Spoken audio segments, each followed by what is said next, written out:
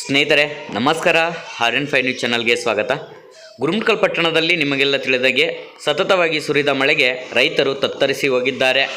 ರೈತರು ವರ್ಷವಿಡೀ ಕಷ್ಟಪಟ್ಟಂಥ ಫಸಲು ಕೂಡ ಕೈಗೆ ಬರದೆ ಅವರು ಕಣ್ಣೀರು ಪಾಲು ಆಗಿಬಿಟ್ಟಿದ್ದಾರೆ. ಅವರಿಗೆ ಕಣ್ಣೀರಿಯೇ ದಿಕ್ಕಾಗಿದೆ. ರೈತರ ಗೋಳು ಕೇಳುವವರು ಯಾರೂ ಇಲ್ಲದಂತೆ ಸರ್ಕಾರದಿಂದ ಬಂದಂಥ ಪರಿಹಾರ ಹಣವು ಕೂಡ ಯಾವುದೇ ಬಂದಿಲ್ಲದ ಕಾರಣ ರೈತರು ಗೋಳಾಡಿದ್ದಾರೆ. ಬನ್ನಿ ನೋಡೋಣ ಸ್ನೇಹಿತರೆ, ರೈತರು ಏನು ಮಾತನಾಡಿದ್ದಾರೆ ನೋಡ್ಕೊಂಡು ಬರೋಣ.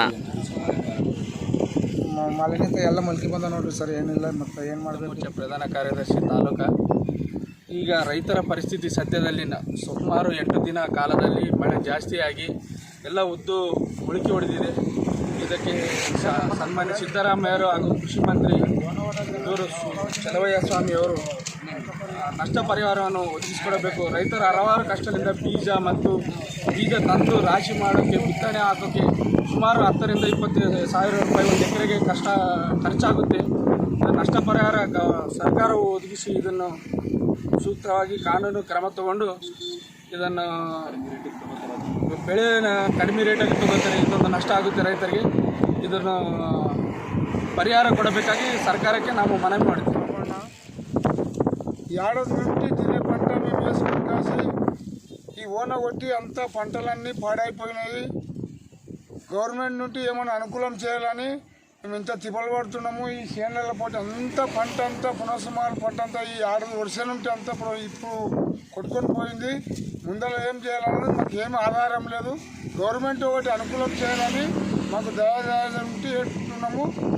ఇక ఈ పంటను చూసి మీరే అనుకూలం చేసి గవర్నమెంట్ మాకు సహకారం చేయాలి. ನನ್ನ ಹೆಸರು ಅಯ್ಯಪ್ಪ. 4 ಎಕರೆ ಉದ್ದು ಹಾಕಿವ್ರಿ, ಎಲ್ಲ ಹೋಗ್ಬಿಟ್ಟದ. ಮಳೆ ಬಿದ್ದು ತೊಗರಿದಾಗ ಹಾಕಿವಿ, ಎಲ್ಲ ಹೋಗ್ಬಿಟ್ಟದ. ಏನಂದರೆ ಎಲ್ಲ ಮೊಳಕೆ ಬಂದುಬಿಟ್ಟವ. ಒಕ್ಕಲ್ತನನೇ ನಂಬ್ಕೊಂಡು ನಾವು ಬದುಕ್ತೀವಿ. ಈ ಕಡೆ ಏನಂದರೆ ಸ್ವಲ್ಪ ದಯ ಮಾಡಬೇಕು ಗೌರ್ಮೆಂಟ್ ಅಂತ. ಆಯ್ತು, ನಮಸ್ಕಾರ.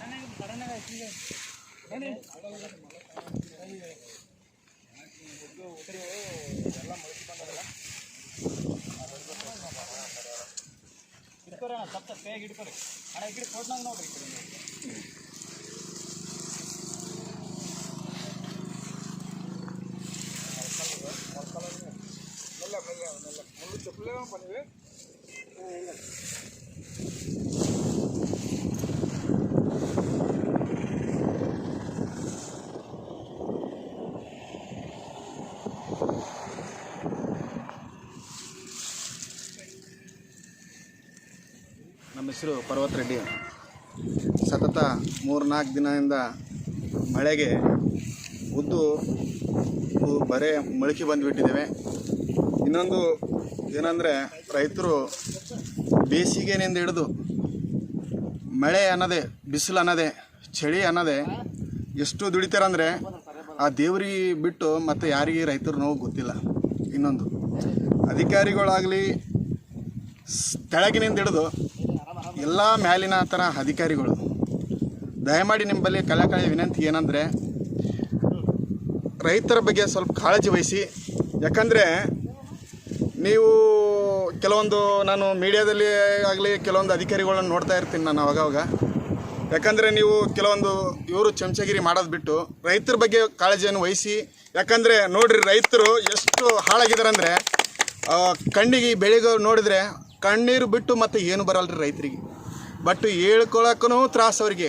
ಯಾರ ಹತ್ರ ಹೇಳ್ಕೊಳ್ಬೇಕು, ಯಾರ ಹತ್ರ ಇದು ಮಾಡಬೇಕು ಅನ್ನೋದು ಅವ್ರಿಗೆ ಕರೆಕ್ಟ್ ಗೈಡೆನ್ಸ್ ಇಲ್ಲ. ಇನ್ನೊಂದು, ನಮ್ಮ ಗುರುಮಠಕಲ್ ಮತಕ್ಷೇತ್ರದಲ್ಲಿ ಏನಾಗಿದೆ ಅಂದರೆ, ಫಸಲ್ ಬಿಮಾ ಯೋಜನೆ ಭಾಳಷ್ಟು ರೈತರು ಕಟ್ಟಿಲ್ಲ. ಅದ್ರ ಬಗ್ಗೆನೂ ಅವೇರ್ನೆಸ್ ಜಾಸ್ತಿ ಇಲ್ಲ ನಮ್ಮ ರೈತರಿಗೆ.